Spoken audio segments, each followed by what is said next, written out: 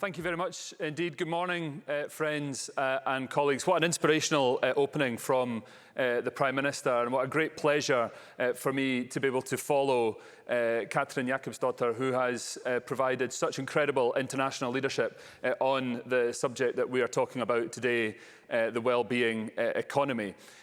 Just a few reflections on what she had to say. Happiness should be the overriding priority for their people as a principle for politicians to follow. I absolutely agree. I think that is absolutely right. I have to say I was a bit nervous when Brynja suggested that how important laughter was to happiness, and that we would be expected to contribute to this laughter this morning. Very grateful for the fact that we actually have comedians in the room that can do that job for us. My children would emphasise that point, that laughter is not something that I am good at generating. I've confounded that theory from my children. I'll need to let them know that.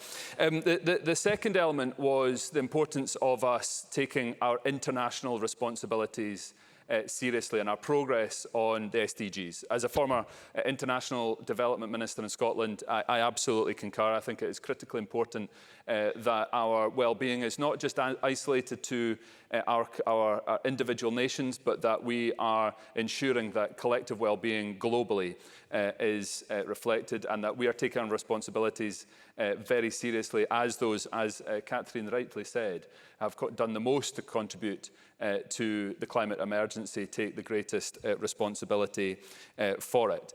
And the cost of not acting on the climate emergency being far greater than choosing to act. In Scotland, I am trying to emphasise the huge economic opportunity that there actually is on our net zero journey, and the opportunity that there is for business, for us collectively in Scotland to be investing in our green industrial revolution and to be ensuring that we have a just transition from oil and gas is a massive economic opportunity if we can get it right, but we must learn from one another internationally to ensure that we can do so, which is why conferences like this are so important. And finally, on gender equality. As the father of a son and 3 daughters, that is something particularly important to me personally, but also the progress that we're making in Scotland on gender equality, led by the former First Minister Nicola Sturgeon, has been incredibly important. Again, one of the greatest economic opportunities that we have globally is if we end the gender pay gap and the gender employment gap. So it's of fundamental importance that we continue to make progress on those fronts. So it is a great pleasure to join you here today in Reykjavik, not just because of the natural beauty of Iceland and the warm, open-armed welcome that we have had since we arrived yesterday, but to be here for this event in particular. The first Wellbeing Economy Forum is fantastic because it shows the progress that is being made on the wellbeing economy agenda internationally.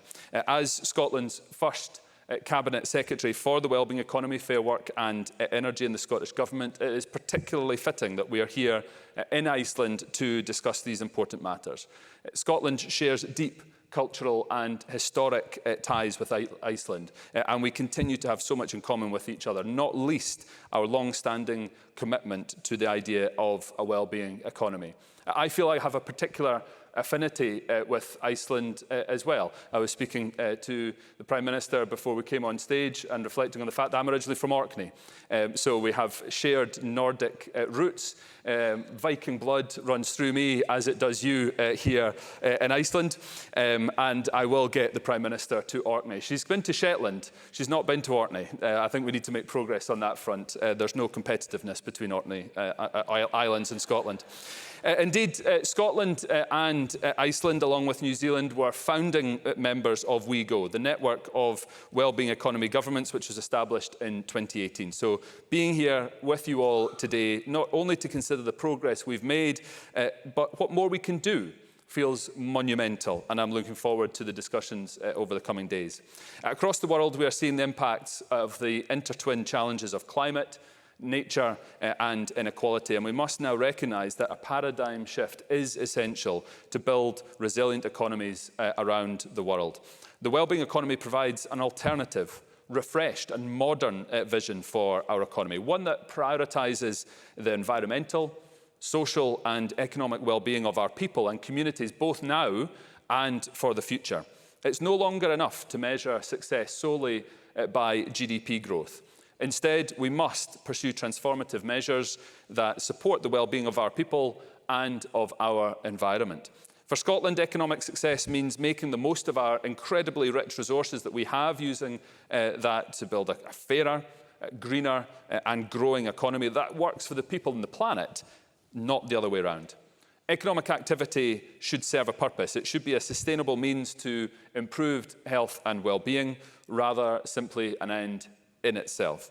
The Wellbeing Economy framework calls upon us to assess progress through the lens of human happiness, social cohesion, and environmental stewardship. It empowers us in government to craft policies and design systems that prioritise fairness, inclusivity, and the sustainable use of resources.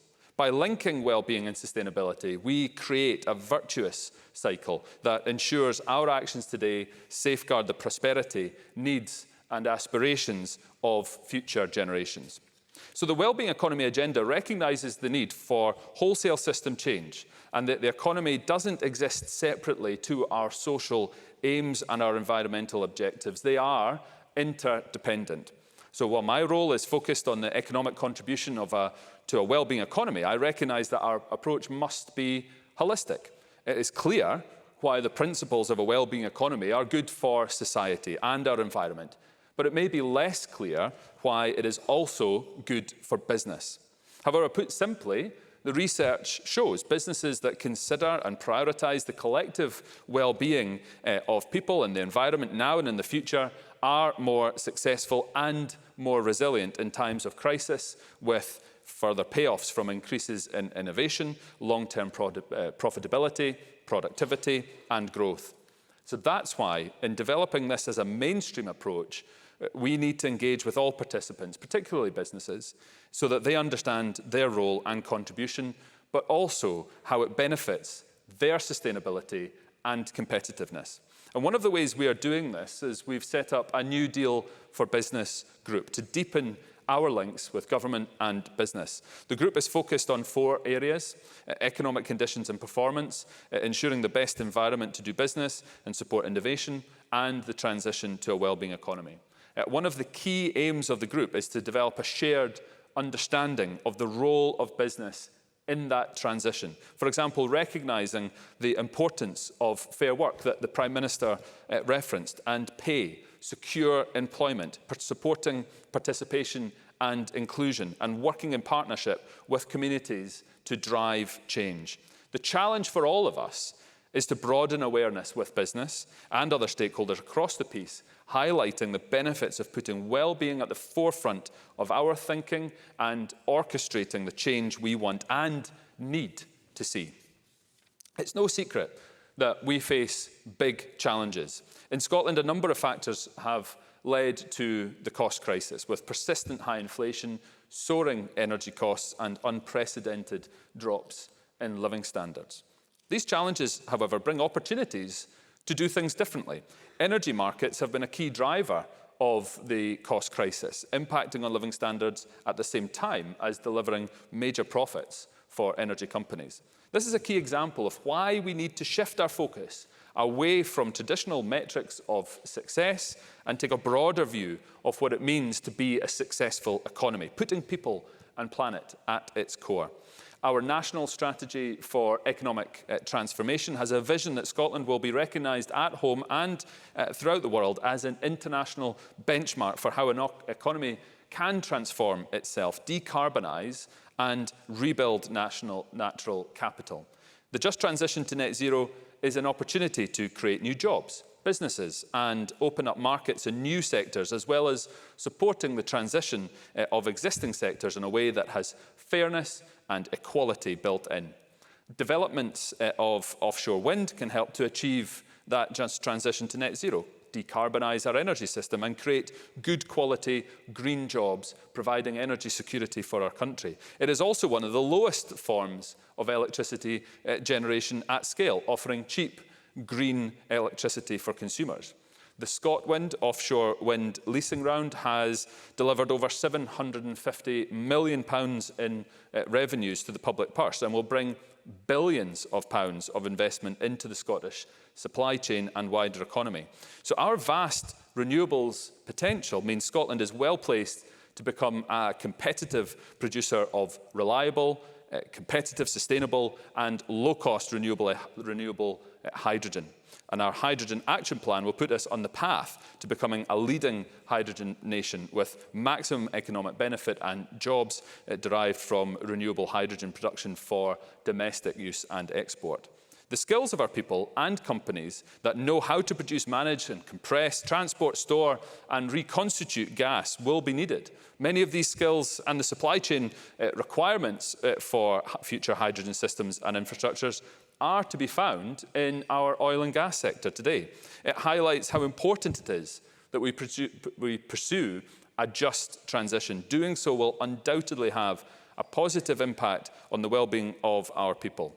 And our draft Just Transition plans, due to be published alongside the draft Climate Change Plan this autumn, will set out concrete actions and roadmaps of how we will capture these opportunities.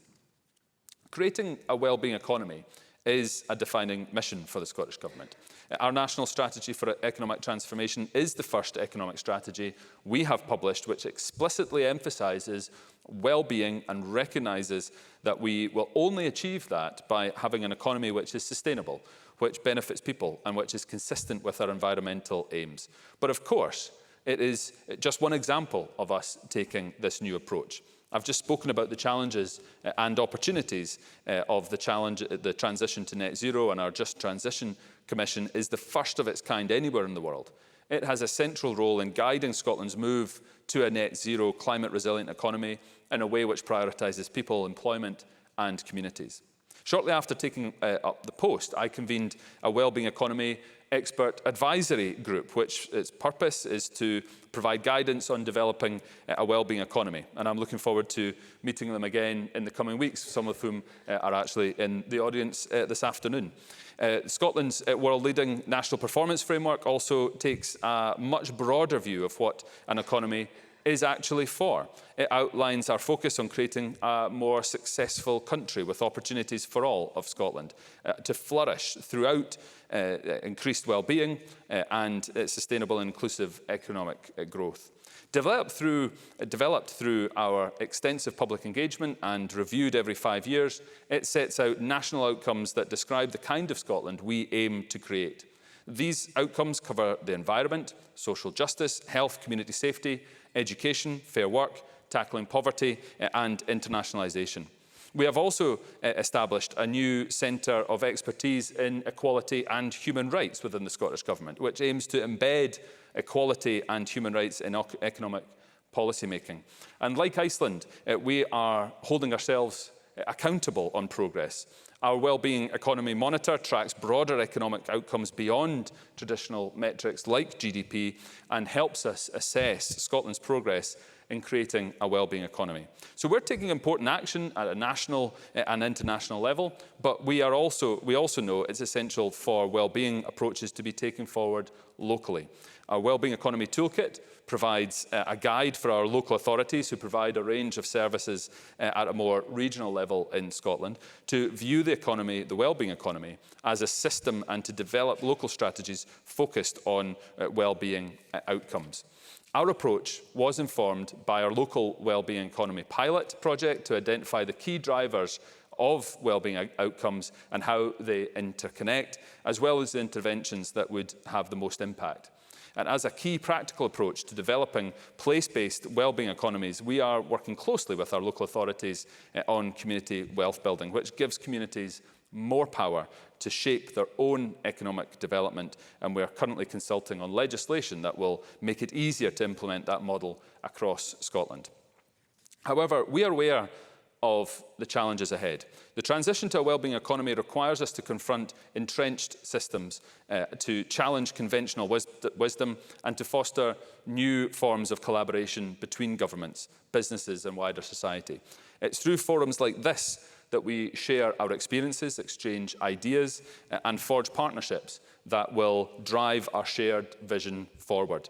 Together, we have the power to shape sustainable wellbeing economies and to ensure that wellbeing becomes the guiding principles of governments around the world. I recently spoke at the World Health Organization Small Countries Initiative high-level meeting, which was a fantastic opportunity to highlight our work in the wellbeing economy to other government officials. And it goes without saying that one of our key forums is the WeGo network. The combined efforts of Scotland, Iceland, New Zealand, Finland and Wales, as well as Canada, who are engaging closely with us, have been a real driver of our success to date. And all the members are continuing to work with and learn from one another from further engagement with organisations around the world. Scotland is determined to build on this kind of engagement and strengthen the network further. That's why we've committed to appointing a dedicated wellbeing economy ambassador whose role it will be to promote the vision of a wellbeing economy internationally, sharing and highlighting experience and expertise and advancing the wellbeing agenda at home and abroad. So I would just, you'll be relieved to know I'll be bringing my remarks to a conclusion and just like to end once more by thanking our Icelandic friends for hosting us today, pay tribute to the vital role that they have played and continue to play in furthering the wellbeing economy agenda. The fact that we are here today is testament to the hard work and progress that has been made bringing these issues to the forefront and seeing so many people from such diverse backgrounds but with a shared goal of advancing sustainability and well-being is truly inspiring. But it is only the beginning, and the diversity is what is needed to achieve this. We in government have a huge part to play, but we cannot do this alone. This needs buy-in from all parts of society and all corners of the world. And it is vital that we raise awareness of the benefits of the wellbeing economy to a broader range of stakeholders, particularly business, so that the change we are seeking comes to fruition. Success is dependent on our interlinked economic, social, environmental objectives being achieved as one. This forum has shown there is a will and a way, and real progress is being made. That is why it's important that we keep up the momentum to keep having these discussions, sharing best practice and collaborating. Let's continue to work together to put well-being at the centre of what we do and make it the measure by which we judge our success. Thank you very much.